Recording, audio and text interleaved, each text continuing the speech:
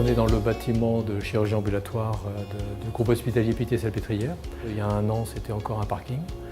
Et donc maintenant, on a un bâtiment de 2000 m² sur 2 niveaux.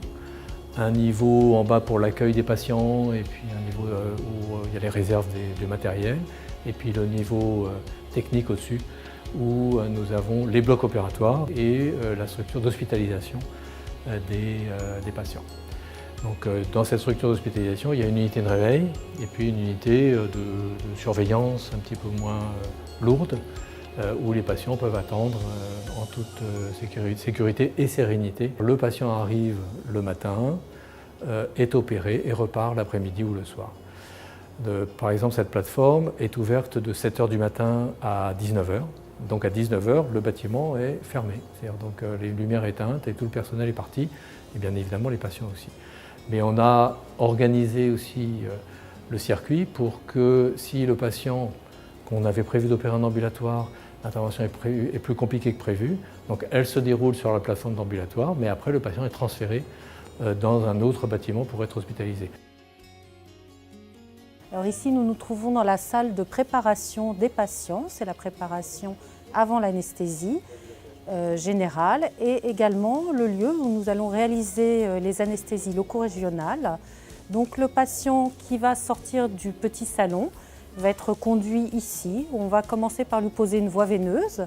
Puis une fois la voie veineuse posée, s'il y a besoin de réaliser une anesthésie loco-régionale, nous allons la réaliser ici grâce aux appareils d'échographie. Et le patient, une fois prêt, va être conduit directement au bloc opératoire pour pouvoir avoir sa chirurgie.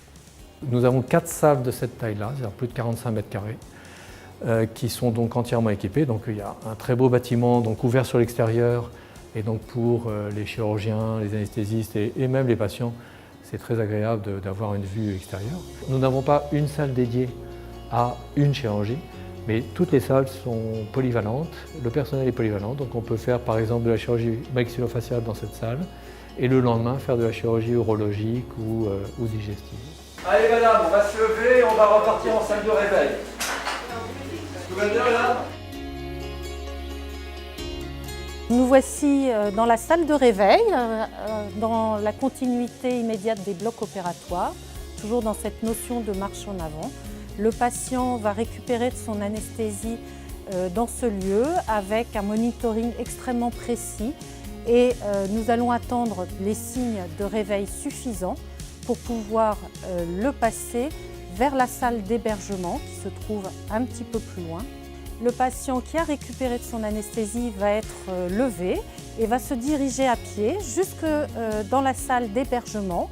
Donc ici, vous avez ce qu'on appelle des fauteuils pour pouvoir récupérer. Et nous avons également des box un petit peu plus séparées avec, vous voyez, ce qui s'apparente à une chambre d'hospitalisation classique pour faire ce qu'on appelle des patients de chirurgie lourde, comme des prothèses de hanche ou des chirurgies du côlon.